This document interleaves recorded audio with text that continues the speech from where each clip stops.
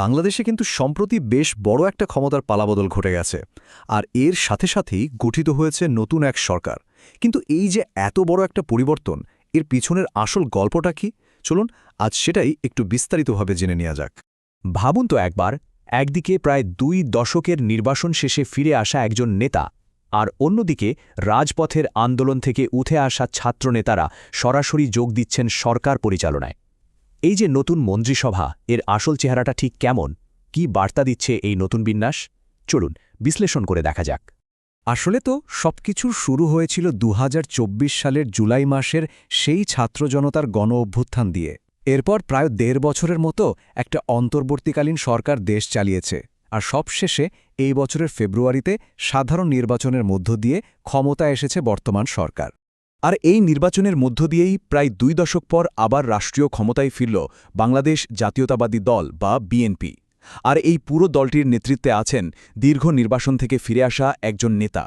জি, দীর্ঘ 17 বছর লন্ডনে একরকম নির্বাসনে থাকার পর দেশে ফিরে আসেন তারেক রহমান এবং দেশের 11তম প্রধানমন্ত্রী হিসাবে দায়িত্ব নেন। তার নেতৃত্বেই যাত্রা শুরু হয় 49 সদস্যের এই নতুন মন্ত্রণালয়ের। তো প্রশ্ন হলো, এই যে 49 জনের মন্ত্রিসভা, এখানে কারা কোন দায়িত্বে আছেন? চলুন প্রথমে দেখে নিই অভিজ্ঞ নেতাদের কাঁধে ঠিক কোন কোন গুরুদায়িত্বগুলো দেয়া হয়েছে। মন্ত্রিসভার দিকে তাকালেই বোঝা যায় যে দলের সবচেয়ে অভিজ্ঞ আর বিশ্বস্ত নেতাদের হাতেই কিন্তু সবচেয়ে গুরুত্বপূর্ণ মন্ত্রণালয়গুলো তুলে দেওয়া হয়েছে। যেমন ধরুন, মির্জা ফখরুল ইসলাম আলমগীর পেয়েছেন স্থানীয় সরকার মন্ত্রণালয়, আমির খসরু মাহমুদ চৌধুরীকে দেওয়া হয়েছে অর্থ মন্ত্রণালয়, আর সালাউদ্দিন আহমেদ সামলাচ্ছেন স্বরাষ্ট্র মন্ত্রণালয়ের মতো সব কিলোক দায়িত্ব। তবে মন্ত্রিসভার সবচেয়ে আলোচিত দিকটা হলো একদম নতুন কিছু মুখের অন্তর্ভুক্তি। এখানে যেমন অভিজ্ঞরা আছেন, তেমনি এমন অনেকেই এসেছেন যাদের আগে কখনো সরকার পরিচালনায় দেখাই যায়নি। জাস্ট একটা সংখ্যা দেখলেই বুঝতে পারবেন পরিবর্তনটা আসলে কতটা বড়। 41। হ্যাঁ, ঠিকই শুনেছেন। এই 49 জন সদস্যের মধ্যে 41 জনই এবার প্রথমবারের মতো মন্ত্রী বা প্রতিমন্ত্রীর দায়িত্ব পেয়েছেন। এটা নিঃসন্দেহে একটা বিশাল পরিবর্তন। বলা যায় এই মন্ত্রিসভায় মূলত দুটো ভিন্ন ধারার একটা মিশ্রণ ঘটেছে। একদিকে আছেন বিএনপির পোড় খাওয়া সব নেতারা, যারা প্রায় 2 দশক পরে আবার ক্ষমতায় ফিরলেন, আর অন্যদিকে আছেন ছাত্র আন্দোলনের মধ্য দিয়ে উঠে আসা তরুণ সব নেতৃত্ব, যারা দেশের রাজনীতিতে একটা নতুন শক্তির প্রতীক হয়ে উঠেছেন। এর সবচেয়ে বড় উদাহরণ বোধহয় নুরুল হক নূর এবং জোনাইদ সাকি। 2018 সালের কোটা সংস্কার আন্দোলন আর 2024 সালের গণ অভ্যুত্থানে নেতৃত্ব দেওয়া এই মুখগুলো এখন সরাসরি প্রতিমন্ত্রী। অনেকেই মনে করছেন জুলাই অভ্যুত্থানে তাদের অবদানের একটা রাষ্ট্রীয় স্বীকৃতি হল এই নিয়োগ। তো নতুন মুখের এই অন্তর্ভুক্তি বেশ প্রশংসিত হলেও মন্ত্রিসভার গঠন নিয়ে কিন্তু কিছু প্রশ্ন উঠছে। চলুন এর জনসংখ্যাগত দিকটা একটু কাছ থেকে দেখা যাক। একটা বিষয়ে সমালোচনার একেবারে কেন্দ্রবিন্দুতে চলে এসেছে, আর সেটা হলো মন্ত্রিসভার গঠন।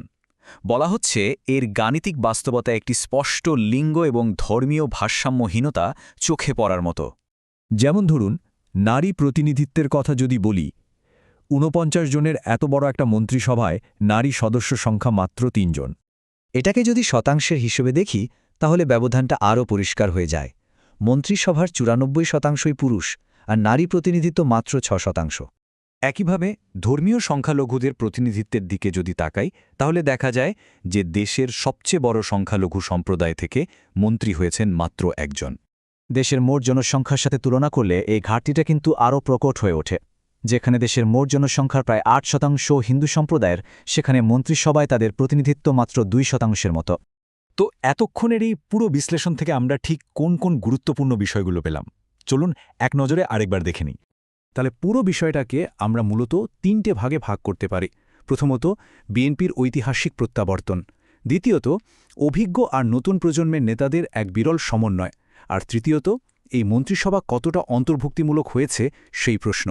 সবশেষে একটাই প্রশ্ন থেকে যায়, অভিজ্ঞতা আর তারুণ্যের এই মিশ্রণ কি পারবে সংস্কার আর সবার প্রতিনিধিত্বের দাবিগুলো একসাথে পূরণ করতে?